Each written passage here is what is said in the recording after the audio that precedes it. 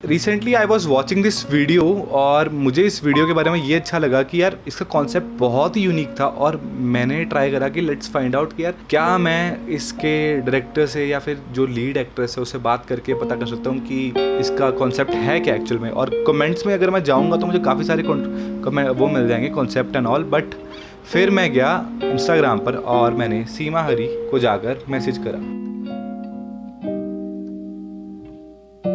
जैसे कि आप देख सकते हैं मेरी बात हुई इनसे और मैंने अपना पर्सपेक्टिव बताया तो इन्होंने कहा कि हाँ आप बिल्कुल सही मतलब दिशा में जा रहे हो और इसका कॉन्सेप्ट वैसे ही है जैसे मैंने सोचा था। प्लस फिर मैंने डायरेक्टर के जाके नोट्स पढ़े अंजलि नायर के, ठीक है। और अभी हम मूव करते हैं वीडियो पे और वीडियो पे देखते हैं कि क्या क्या हुआ है और क्या क्या होने वाला है, मतलब लेट्स सी क्या कैसे डिपिक्ट हुआ है। So this is very interesting. तो सीन की स्टार्टिंग में ही you see these two eyes and अगर आप सिनेमेटोग्राफी में देखो तो सिमेट्री बन रही है ना, अच्छा लग रहा है बहुत। और उसके बाद यू सी एग्रेशन जो उसके फेस पर है एंड जितना मेरे को पता है कि this is the representation of goddess Kali. तो यहाँ पे you can also hear the breath of that anger and all. उसके बाद हम आगे मूव करते हैं तो we see the main character is on that sofa and thing.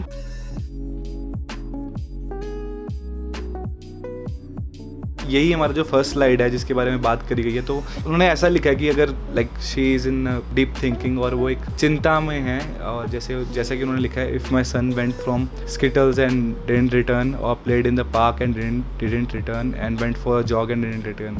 तो ये उनकी एक चिंता थी और उनके दिमाग में काफ़ी ख्याल चल रहे थे लाइक करंट सिचुएशन को लेके।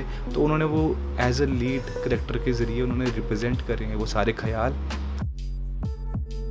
As you move forward we see glimpse of upcoming जो भी पैरेलल स्टोरीज, मेरा भी फॉर्म है जो पैरेलल स्टोरीज में चलाता हूँ। हाँ, अब 51 सेकंड पे ये बहुत ही मतलब डीप मैसेज है। अगर आप देखोगे like I don't know what this sign is but इसमें बहुत ही डीप मैसेज है like women are being tagged by the society. तो ये मेरी थिंकिंग थी यहाँ पर।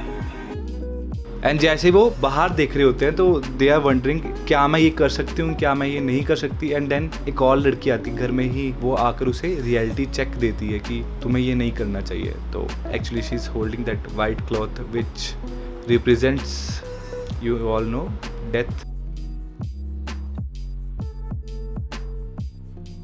तो यहाँ पर वही उसको रियलिटी चेक मिल रहा है भाई कि don't be like that, don't be like that. और हम जो रियलिटी चेक है वो यही कहा था कि जितनी भी चीज़ें स्टार्ट होती है that starts from our own family. जितने भी स्टीरियोटाइप्स और टैग स्टार्ट होते हैं वो हमारी फैमिली में ही हमें बताया जाता है, हमें थोड़ा ना पता होता है कि क्या चीज़ क्या है। Now that scene comes where that white thing is you know, जब वो वाइट चीज़ उनके मुंह पे लगाई जाती है इस चीज़ को रिप्रेजेंट करती है कि इंडियंस की सेशन वाइट स्किन के साथ। और यही वो दिखाना चाह रहे हैं कि लाइक शी फील्स लाइक मेरे साथ कुछ गलत है। तो वो कह रहे हैं कि उसके साथ कुछ गलत है बट ऐसा कुछ है नहीं, brown skin is also fine. हाँ, तो ये अभी यहाँ पर यू कैन सी उसका जो फेस है उसको छुपाने की कोशिश करी गई है, मतलब ब्राउन स्किन है उसको छुपाने की कोशिश की गई है और उसको पूरा वाइट पेंट कर दिया गया। Then there is a pandit like person who is like, वैसे पंडित नहीं कह सकते इसको बट स्टिल वो वहाँ पर खड़ा है, उसका ही इज़ रेडी। और as you can see her face it's like it's in shame और समथिंग कि उसको अपनी ब्राउन स्किन में अनकंफर्टेबल फील हो रहा है। Then they start this ritual thing और रिचुअल थिंग का स्पेसिफिकली यही मतलब था कि हमेशा ये जो चीज़ें हैं ये अपनी खुद की फैमिली से स्टार्ट होती हैं। और सेकेंड डिपिक्शन जो इसकी थी वो ये है कि इट फील्स लाइक उन्होंने एक सिचुएशन ऐसी क्रिएट करी है कि लड़की को फील होता है कि मेरे साथ कुछ गलत है और वो कोई भी वे निकालती है कि मेरे को सही करने के लिए, पर उसके साथ कुछ गलत नहीं है, it's totally fine. You know salvation की जो चीज़ है, मोक्ष की जो चीज़ है जहाँ पे दिखाई गई है मोक्ष के बारे में, है ना। It's like she discovers who she is and who she can be, मतलब क्या है और वो क्या बन सकती है।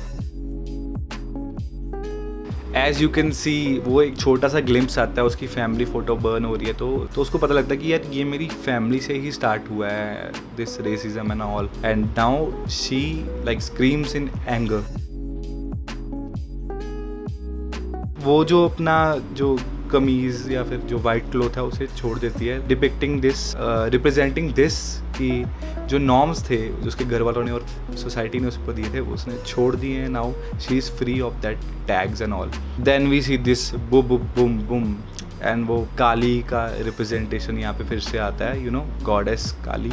एंड यहाँ पे ब्यूटीफुल आर्ट वर्क आता है उसके फेस पर, जो कि आई थिंक सो ड्रॉ ही किया गया है जहाँ तक मेरी नॉलेज है. So then we see a brown family, और इंडिया में जैसे फैमिली होती है, एंड वी सी दैट कि वो छोटी वाली बच्ची के आंखों पे ऐसे हाथ रखते हैं ताकि वो देख ना पाए कि वहाँ पे क्या हो रहा है. बेसिकली वो चाहते हैं कि यार वो देखे ना लड़की छोटी वाली कि डोंट बी लाइक हर. वो ये चीज़ कहना चाह रहे हैं यहाँ पे. अच्छा, यहाँ पर बहुत इंटरेस्टिंग बात है. We hear a police siren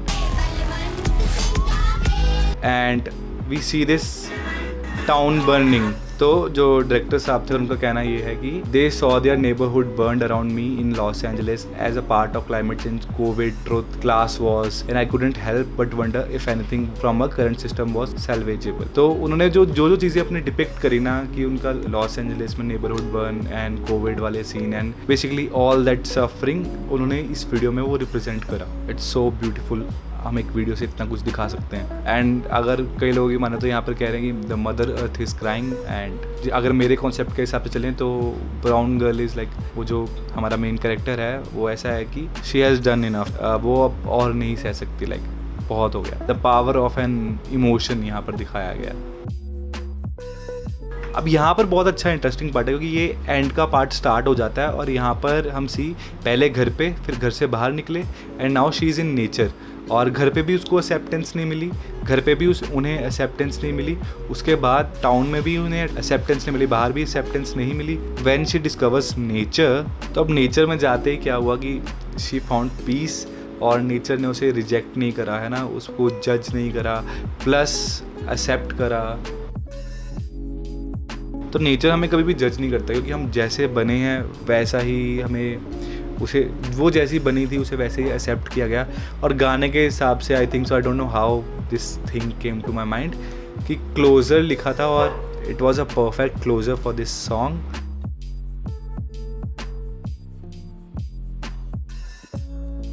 this was my idea. जो भी मैंने रिसर्च करी डायरेक्टर के नोट पढ़कर.